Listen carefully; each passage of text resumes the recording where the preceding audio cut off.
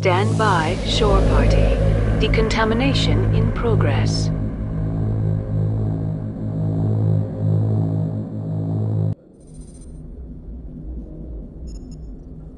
I heard what happened to Captain Anderson. Survives 100 battles and then gets taken down by backroom politics. Just watch your back, Commander. Things go bad on this mission, you're next on their chopping block. Captain Anderson should be the one in charge. It's like I'm stealing the ship from him. Yeah, the captain got screwed. But it's not like you could have stopped it. Nobody's blaming you. Everyone on this ship's behind you, Commander. 100%. Intercom's open. If you got anything you want to say to the crew, now's the time. This is Commander Shepard speaking. We have our orders. Find Saren before he finds the conduit. I won't lie to you, crew. This mission isn't going to be easy. This began with an attack on a human settlement in the Traverse. But we know Saren won't stop there. His Geth armies aren't going to stay on the far fringes of Citadel space. For too long, our species has stood apart from the others. Now it's time for us to step up and do our part for the rest of the galaxy. Time to show them what humans are made of. Our enemy knows we're coming. When we go into the Traverse, Saren's followers will be waiting for us. But we'll be ready for them, too. Humanity needs to do this. Not just for our own sake, but for the sake of every other species in Citadel space. Saren must be stopped, and I promise you all, we will stop him. Well said, Commander. Captain will be proud. The captain gave up everything so I could have this chance. We can't fail. Yes, ma'am.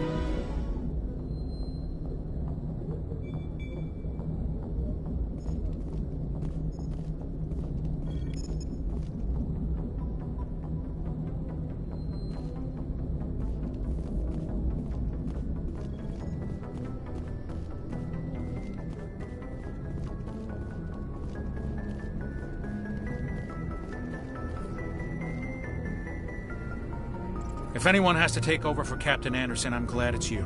I'm not sure about having non-humans on our ship, though. We're all on the same team here, Presley. With all due respect, ma'am, that's what they said about Nihilus. Look how that turned out. Speak freely, Presley. I want to know if you have a problem with non-humans. It's not that, Commander. Humanity has always handled its own problems. Saren attacked one of our colonies. We should be the ones to stop him. We don't need their help. This is bigger than humanity. Saren's a threat to every species in the galaxy, and I'll welcome anyone who wants to help me bring him down. I guess so. Maybe I'm just stuck in the old ways of thinking. But don't worry, Commander, this won't be a problem. How did you end up assigned to the Normandy? I signed up with the Alliance as a navigator right out of school, following in my grandfather's footsteps, I guess. My first posting was on the Agincourt. We were at Elysium during the Skillian Blitz. A massive fleet of alien raiders hit the colony, trying to wipe it out. They had the numbers, but their ships were no match for an Alliance frigate. It was a slaughter. We couldn't even keep track of how many ships they lost. How'd you end up on the Normandy? I got my officer's commission after Elysium. Must have made an impression on the right people. Captain asked for me when he was picking his crew. Carry on, Presley. Yes, ma'am.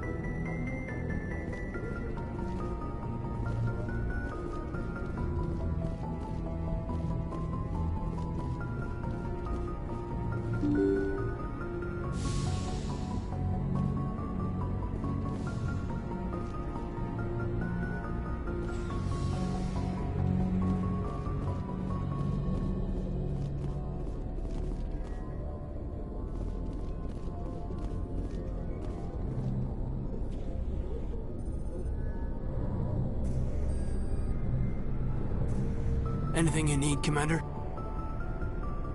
Just trying to get a sense of where the crew's at. Thoughts? I've wasted enough of your time for now, Commander.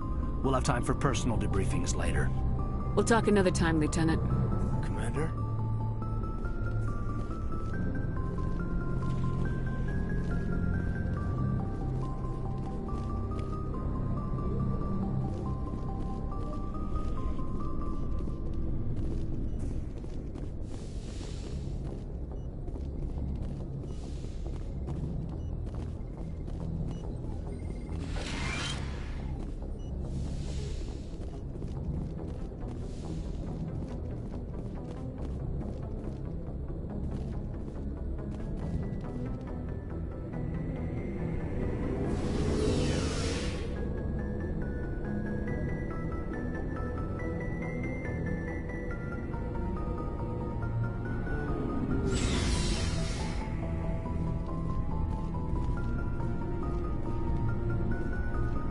Hey, Commander.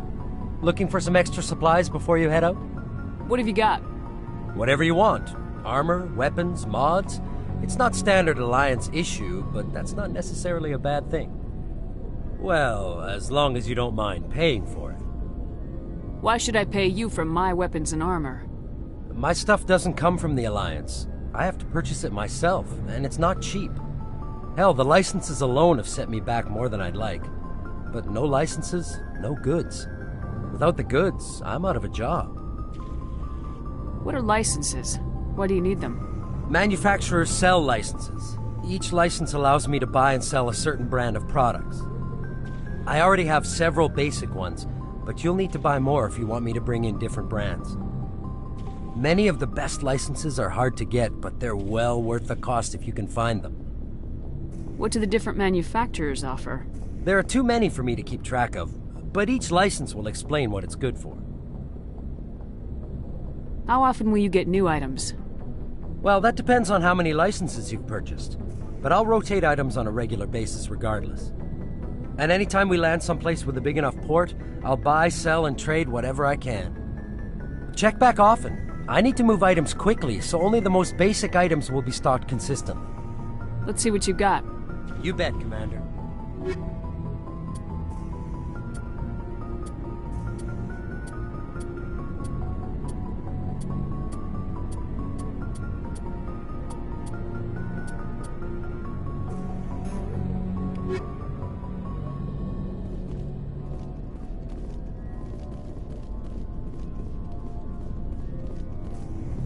Nice ship you've got, Shepard. What can I do for you? What's your story, Rex? There's no story. Go ask the Quarian if you want stories. You Krogans live for centuries. Don't tell me you haven't had a few interesting adventures. Well, there was this one time the Turians almost wiped out our entire race. That was fun. I heard about that. You know, they almost did the same to us. It's not the same. It seems pretty much the same to me. So your people were infected with a genetic mutation? An infection that makes only a few in 1,000 children survive birth? And I suppose it's destroying your entire species? I suppose it isn't all the same. I don't expect you to understand. But don't compare humanity's fate with the Krogan. I was just making conversation. I wasn't trying to upset you. Your ignorance doesn't upset me, Shepard. As for the Krogan, I gave up on them long ago. The genophage infected us, but it's not what's killing us. What can you tell me about the genophage? Ask the Solarians if you want details. They made it. All I know, it makes breeding nearly impossible. Thousands die in stillbirth, and most never get that far. Every Krogan is infected, every one, and no one's rushing to find a cure. Why don't the Krogan try to find a cure? When was the last time you saw a Krogan scientist?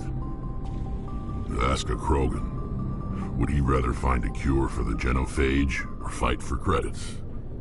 He'll choose fighting every time. It's just who we are, Shepard. I can't change that.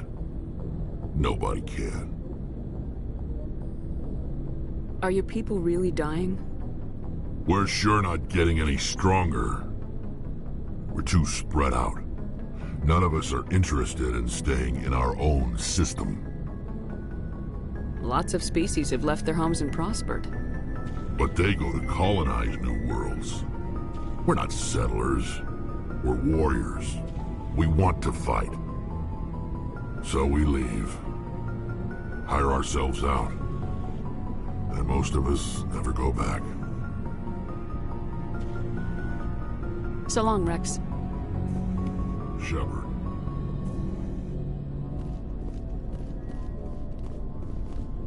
Commander? What's your opinion of the last mission? Kinda wish you'd got there sooner, Commander. No offense, I appreciate the rescue. I just wish... You wish we'd been able to save the rest of your unit. Yes, ma'am. If I had been more alert, we wouldn't have been cut down by an ambush.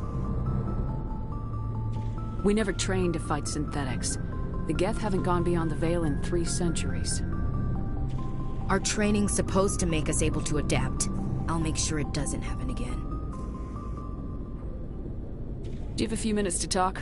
One-on-one? I'm sorry, Commander. I need to get my duties squared away. I wouldn't mind talking more later, though. Dismissed, Chief.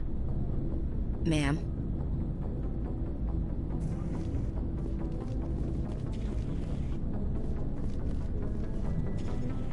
Thanks for bringing me on board, Commander. I knew working with the Spectre would be better than life at CSEC. Have you worked with the Spectre before? Well, no, but I know what they're like. Spectres make their own rules. You're free to handle things your way. At CSEC, you're buried by rules. The damn bureaucrats are always on your back. For the most part, the rules are there for a reason. Maybe. But sometimes it feels like the rules are only there to stop me from doing my work. If I'm trying to take down a suspect, it shouldn't matter how I do it, as long as I do it. But CSEC wants it done their way. Protocol and procedure come first. That's why I left. So you just quit because you didn't like the way they do things? There's more to it than that. It didn't start out bad, but as I rose in ranks, I got saddled with more and more red tape. CSEC's handling of Saren was typical. I just couldn't take it anymore. I hate leaving. I hope you made the right choice. I'd hate for you to regret it later. Well, that's sort of why I teamed up with you. It's a chance for me to get off the Citadel, see how things are done outside CSEC. Either way, I plan to make the most of this. And without CSEC headquarters looking over my shoulder, well, maybe I can get the job done my way for a change. If getting the job done means endangering innocent people, then no. We get the job done right, not fast. Got it? I wasn't trying to... I understand, Commander.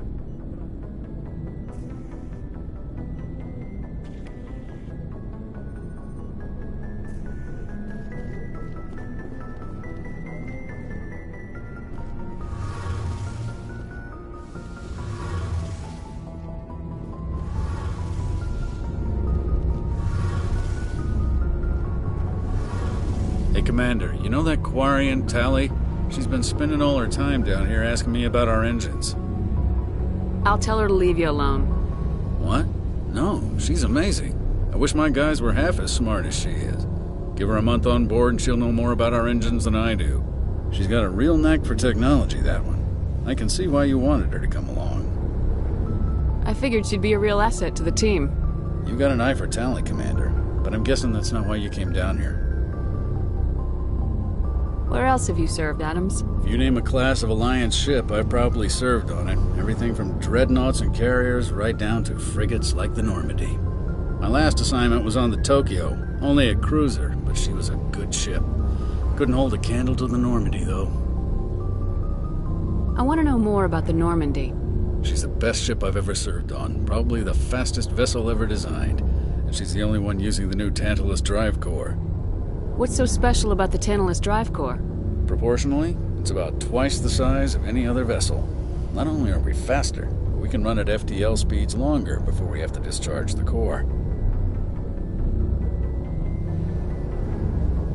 Fill me in on the IES stealth system. How does it work exactly? You can't hide a ship out in space. They emit too much heat and radiation. Too easy for sensors to pick them up, unless you find a way to capture those emissions. So our stealth systems trap the energy we give off in storage sinks built into the ship itself. No emissions to give away our location. Eventually the sinks have to be vented. More than a few hours silent running and they overheat. Cook us inside our own hull. There's no way for anyone to detect us? A visual scan can still pick us up. Anyone looking out a window can see us plain as day. But you have to be pretty close to get an actual visual out in space. Most vessels rely on scanners. As long as the stealth systems are engaged, they can't see us. Not unless we accelerate to FTL speeds. Why doesn't it work with faster-than-light travel? Cranking up the FTL blue shifts our emissions, pushes them into frequencies too high to capture in the sinks. As soon as we make the jump, it's like setting off a flare. Sensors can pick up our location whenever we enter or exit FTL flight, but for short-range missions, our stealth systems are amazing, and we've got the only one. Carry on, Adams. Aye, aye, Commander.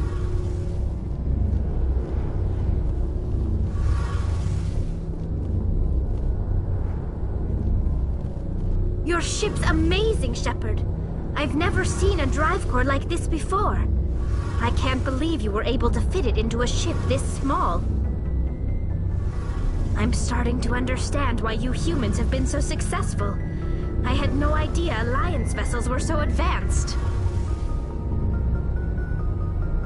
The Normandy's a prototype, cutting-edge technology. A month ago, I was patching a makeshift fuel line into a converted tug ship in the flotilla. Now, I'm sitting on board one of the most advanced vessels in Citadel space. I have to thank you again for bringing me along. Traveling on a vessel like this is a dream come true for me. I had no idea you found ship technology so interesting. It comes with being a Quarian. The migrant fleet is the key to the survival of my people. Ships are our most valuable resource. But we don't have anything like this. We make do with cast-offs and second-hand equipment.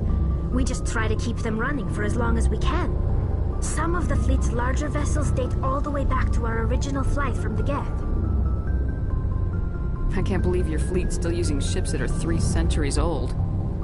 They're constantly being repaired, modified, and refitted.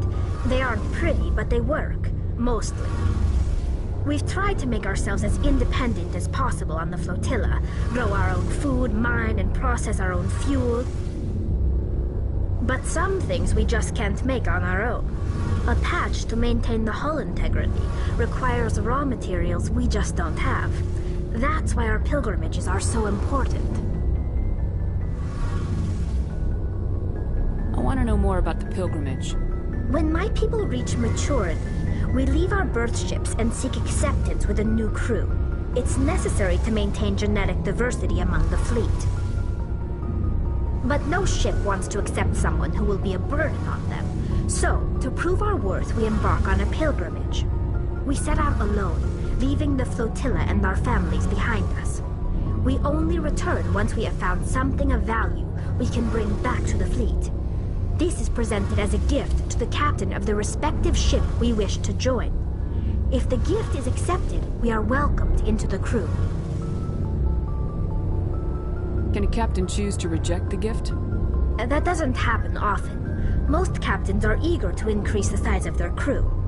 It increases their own standing in our society. Even when a gift is not particularly valuable, the captain usually accepts it out of a sense of tradition. However, there is a stigma to presenting a substandard gift. It's not the best way to make a good impression on a new community. Most pilgrims don't return until they find something worthwhile.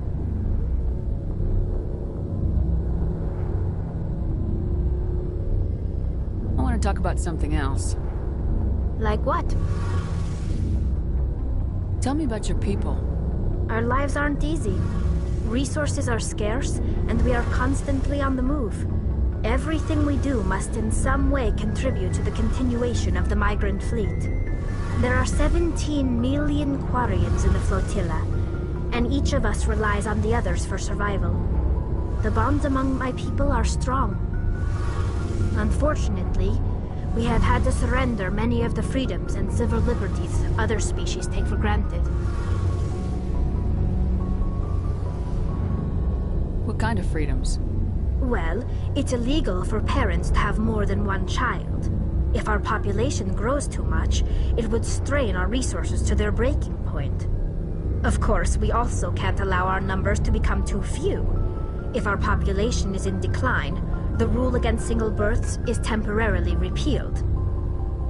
In extreme cases of population decline, incentives are even offered to encourage multiple births, though the Conclave hasn't had to take such measures in nearly a century. That's your government.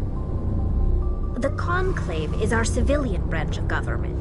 Each ship can elect a representative to serve on the Conclave and make decisions that affect the fleet as a whole. On matters that affect an individual ship, however, the captain has the final say. It's a tradition that dates back to the early days, when the fleet was governed by martial law.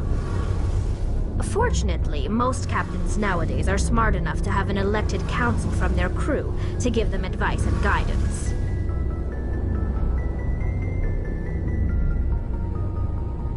So the ultimate power rests with elected officials? In practice, the Conclave and the respective council for each ship tend to set the rules that govern our daily lives. But in theory, we are still under military jurisdiction. The 5 top-ranking military officials in the fleet serve on the Admiralty Board. These 5 have the power to overrule any decision by the Conclave in case of emergency. To do so requires unanimous agreement among the Admiralty, and they can only do this once. After that, the entire board must resign their posts. It's a safeguard that served us well. In nearly 3 centuries, the Admiralty Board has only overruled the Conclave 4 times.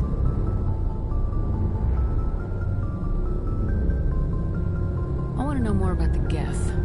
I doubt I can tell you anything you don't already know. It's been almost 3 centuries since they drove my people into exile. All I know is the story of their origins, what they were when we created them, and how they turned on us.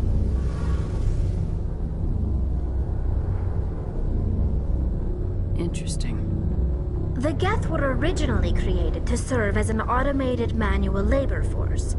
Initially, their intelligence was as limited as any VI. Over time, we made small modifications to their programming to allow them to perform more varied and complex tasks, bringing them closer and closer to true AI status.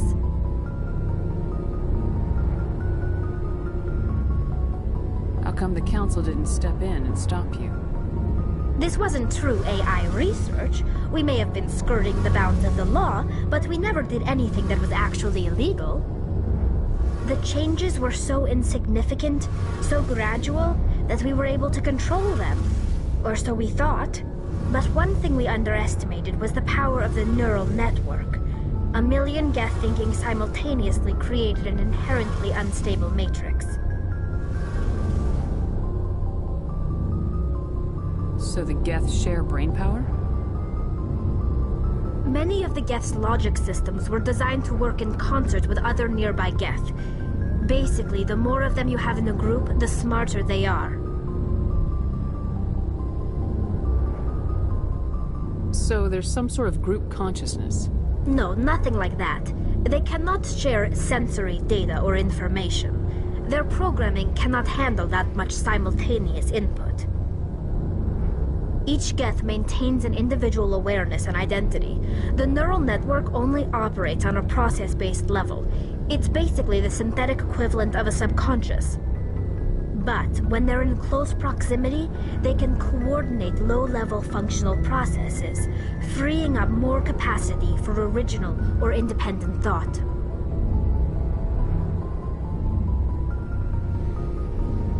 That doesn't make any sense. I'm probably oversimplifying.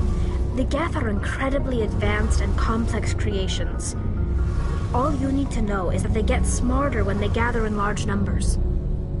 As we built more and more Geth, their effective intelligence became more sophisticated, more abstract.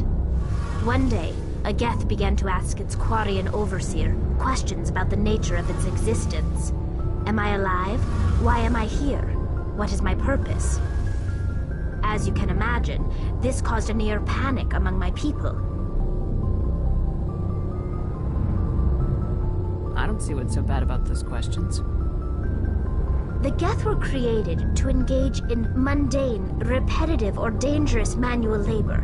That's fine for machines, but it won't satisfy a sentient being for long. The Geth were showing signs of rudimentary self-awareness and independent thought. If the Geth were intelligent, then we were essentially using them as slaves. It was inevitable the newly sentient Geth would rebel against their situation. We knew they would rise up against us, so we acted first. A general order went out across all Quarian-controlled systems to permanently deactivate all Geth. The Geth responded to this order violently.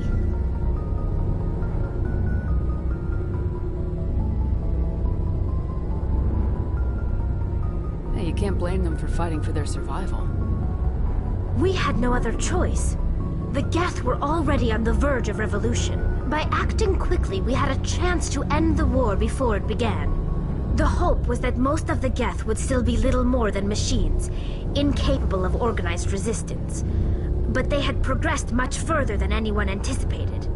The war was long and bloody. Millions upon millions of Quarians died at their hands. In the end, we were forced to flee our own homeworld. We feared the Geth would pursue us, but they never came beyond the Veil.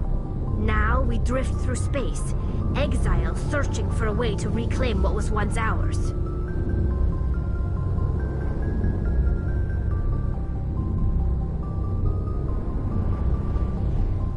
It's hard to feel sorry for you. Your ancestors tried to wipe out another species.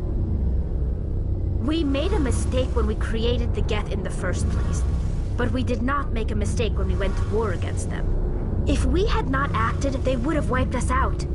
They're a synthetic life form. They have no use for organics. None. Why do you think they cut themselves off from the rest of the galaxy? Why do you think they've killed every organic being who's ever tried to contact them?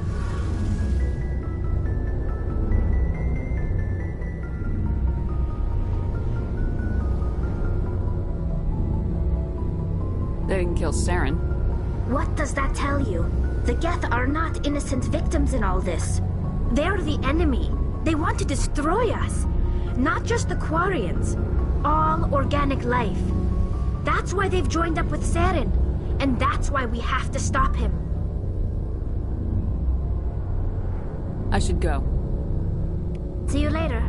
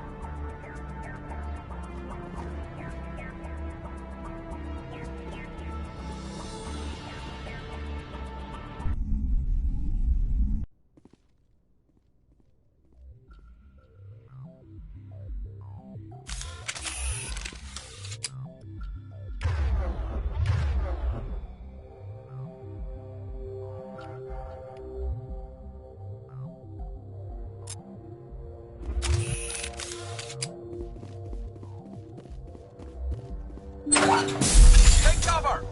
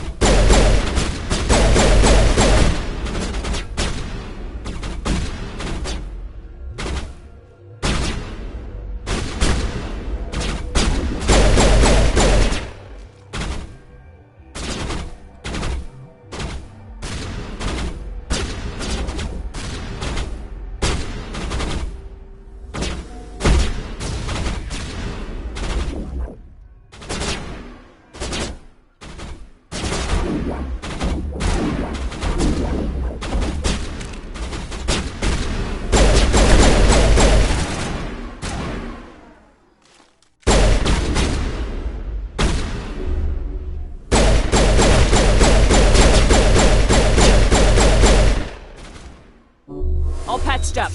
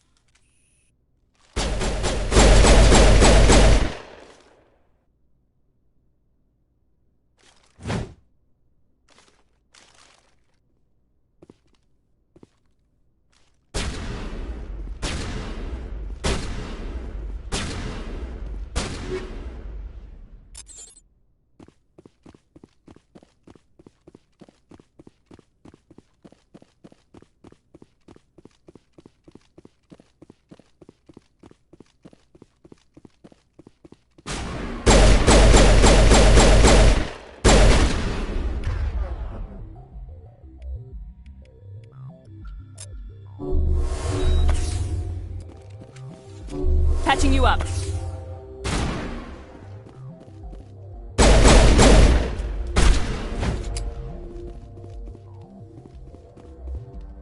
Clear.